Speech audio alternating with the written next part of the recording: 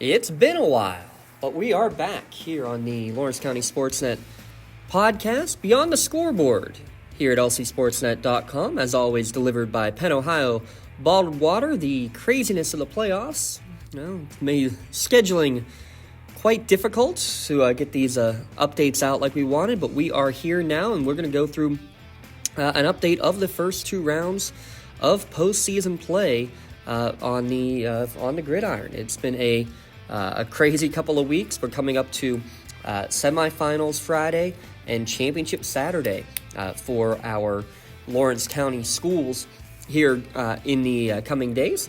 Over the weekend, it'll be state championship time for volleyball, soccer, field hockey, basically every fall team sport except for football. With that in mind, I do want to give a couple of shout-outs, though, because there have been some champions already crowned. How about Jackson Shadle getting his second straight state championship cross-country medal? Big shout-out to him. Big congratulations to that entire Mohawk cross-country team doing some fantastic stuff out there. Got to give a shout-out to the Neshannock girls volleyball team. Made it to the WPL semifinals and made it into the state tournament.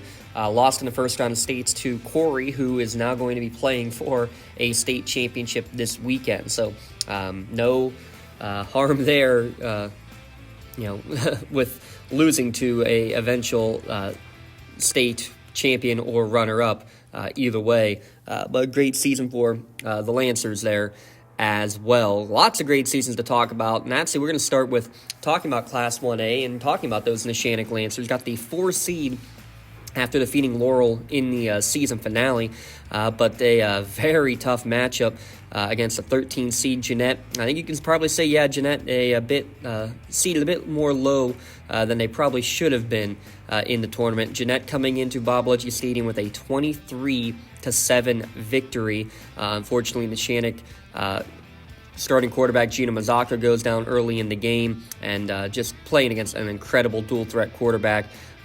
Even if Mazzocca was healthy the entire game, I think Neshannock has a better chance of winning it, but the way that Jeanette has been playing lately, it was going to be very, very difficult to be able to beat that Jeanette team, and it goes to show. After defeating number 4 Neshannock, they end up going and defeating Greensburg Central Catholic last week in the quarterfinals as well. So you have a 13 seed Jeanette in the semis with the 1, 2, and 3 seeds in Class A. Fort Cherry against Jeanette, and then on the other side, Clairton against Bishop Canavan for the semifinals in Class 1A. But just to put a bow tie on the Neshannock season, Gina Mazzocca ends up finishing 14 touchdowns rushing and 14 touchdowns passing on the year. Ends up just over 2,000 total yards of offense. Anthony Eakin just shy of 1,000 yards rushing on the season. Big shout out Dom Cubelis, one of the seniors on that team. Lineman of the year, Tony Parada.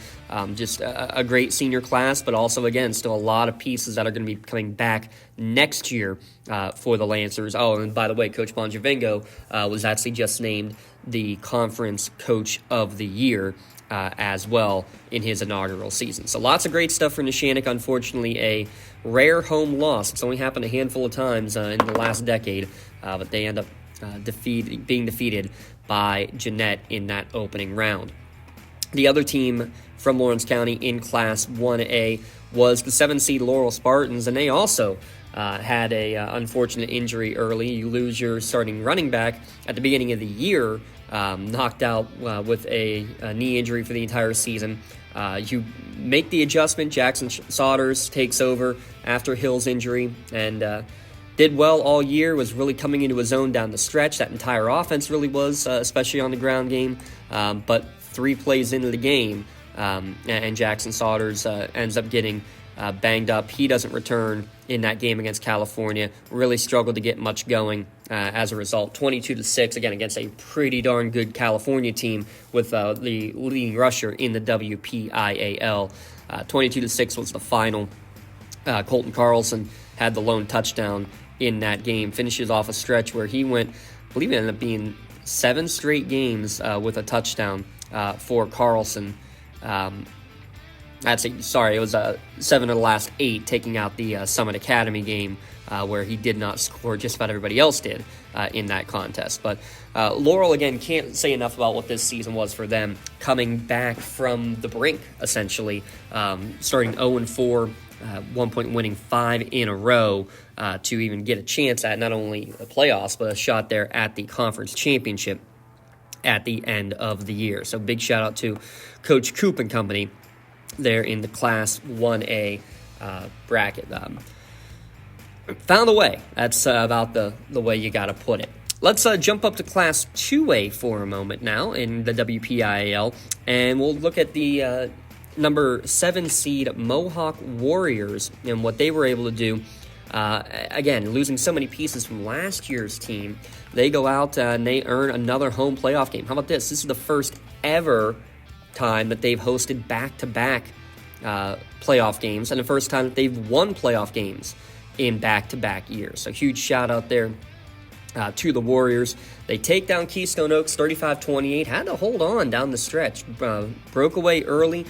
Credit to KO coming back late, but it was Cass Stratton's show. 161 yards and 3 touchdowns. He also had the game-sealing interception on defense in that one to advance to the second round, traveling down to South Park.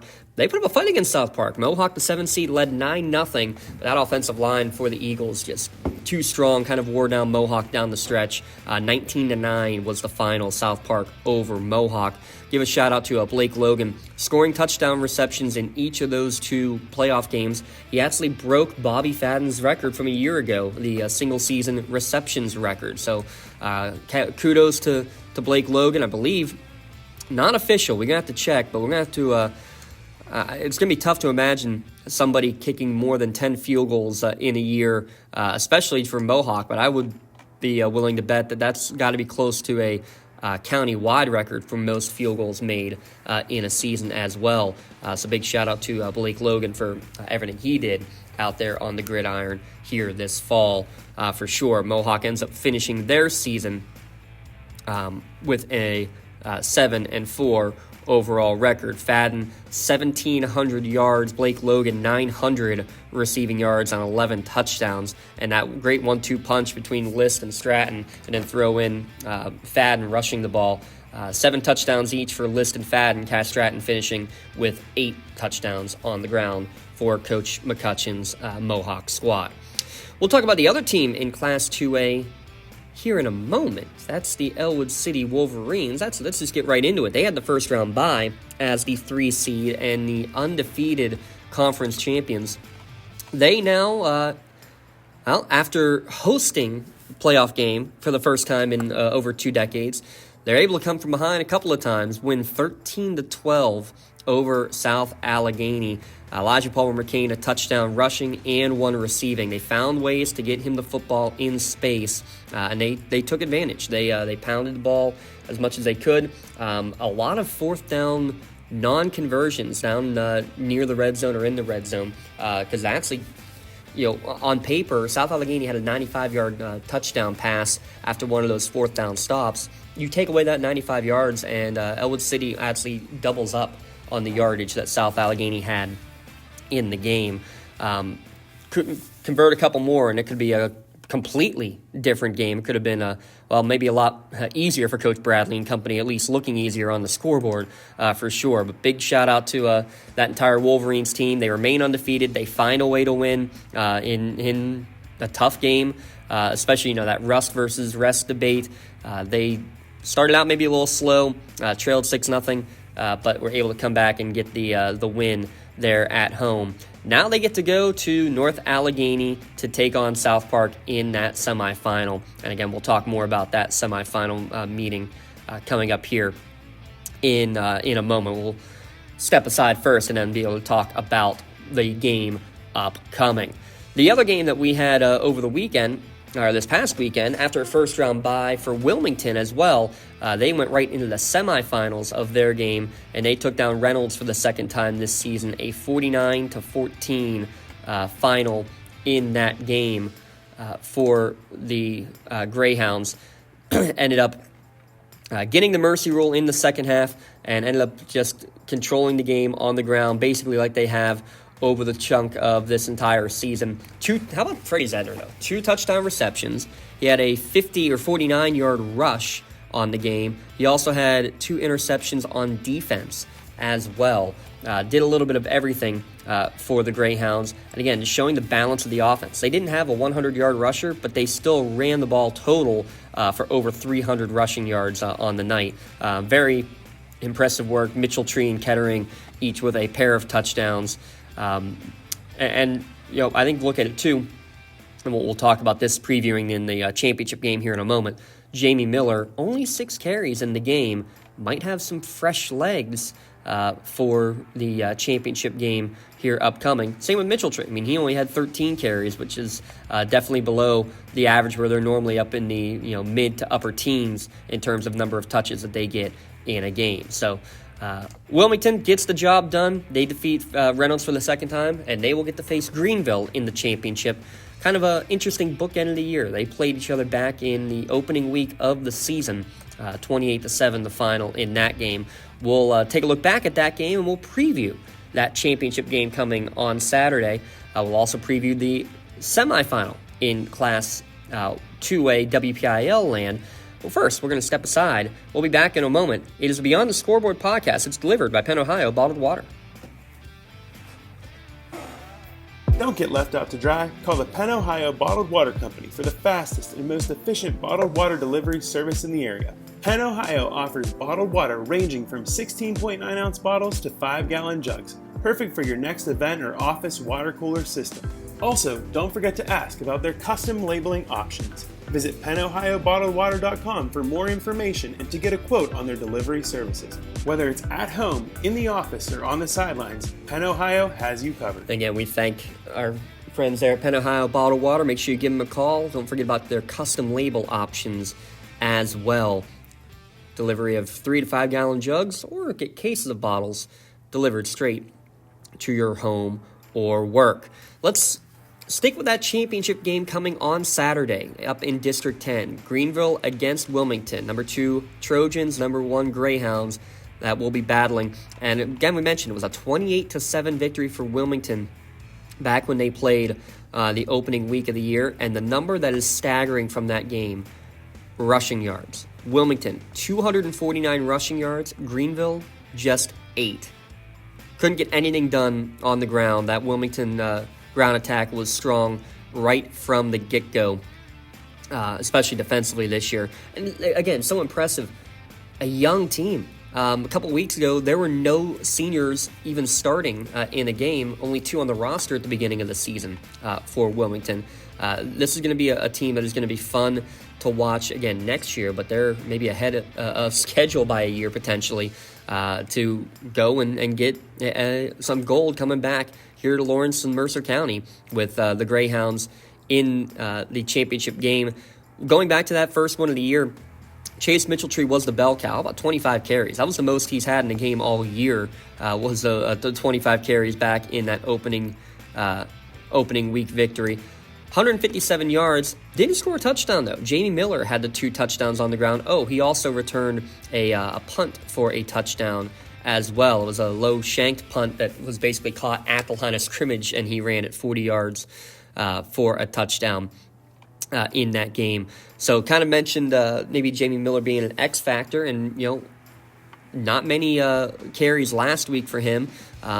Maybe out of necessity, maybe out of just the way the flow of the game was going. But overall, this looks like a Wilmington team that is going to have somewhat fresh legs, again, after a first-round bye as well. The only team in that District 10 playoff in Class 1A that had the opening round bye. But you look at this team for the Greyhounds, again, Freddie's at 10 receptions, 7 of them have gone for touchdowns on the season.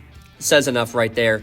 Talk about the balance. Miller and Mitchelltree, exactly the same number of carries. 103 carries each coming into this championship game. When we talked earlier in the year with Coach Fillion, he said specifically, no, we don't really look at those numbers, but it's really cool to hear that, we're keeping the balance that we want to. Like, we don't say, oh, this kid's got 4 carries, this one has 8, let's give one to balance it out. It just kind of works out that way, and I think that's just a testament to it right there of exactly what this looks like with a fully functioning and working well offense for the Greyhounds here. Looking at the other end, with Greenville, you're going to talk about a team that is definitely more balanced, more pass-happy than Wilmington, no kidding. I mean, only 48 attempts all year for the Greyhounds, whereas Nick Solderick has over 1,000 yards passing. Actually, he's approaching 1,000 rushing yards as well on the year. He's the guy you're going to want to watch out for, though, with 15 passing touchdowns, 12 rushing touchdowns. Rudy Gentile also over 1,000 yards rushing. So Solderick is just 43 yards away from becoming a 1,000 player and also giving Greenville their second 1,000-yard rusher on the season. Again, easier said than done, though, when you look at the fact that they only had 8 rushing yards against the Greyhounds the first time. Again, that's a long time ago, though. That's back in August. We're now talking mid-November here, so a lot of things have changed between then and now.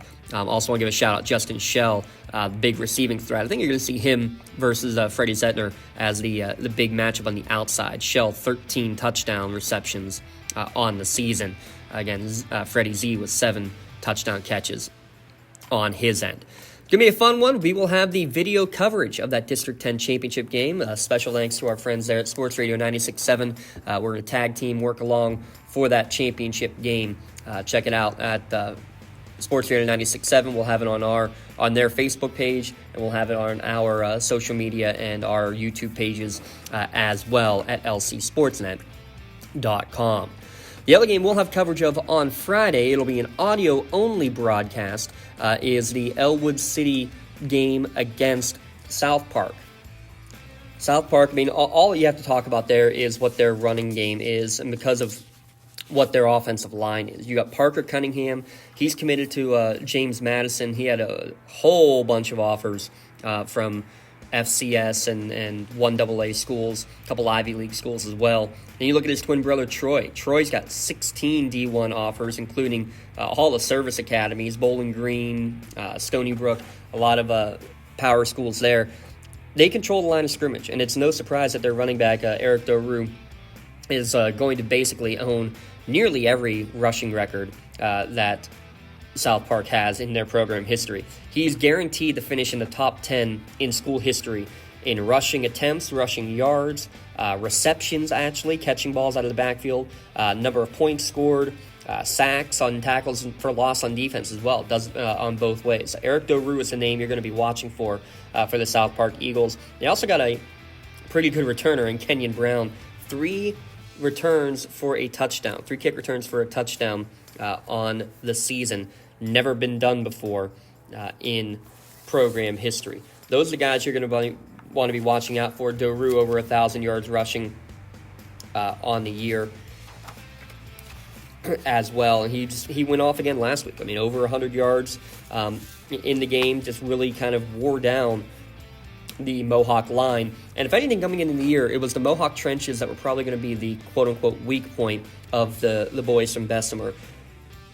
We didn't know what to expect in that regard from Elwood City because there were times that their O-line looked really good. I mean, you have the all-time leading rusher in Elijah Palmer-McCain on the team. There were times, though, that they struggled to stop the run. What was that going to look like? Well, the defensive line, especially the defensive front 7, absolutely lights out this year. This is going to be the key battle, is who can control the game on the ground, because that's what both teams want to do. Both teams have program rushing leaders between Eric Doru and Elijah Palmer-McCain. Let's talk about EPM for a minute.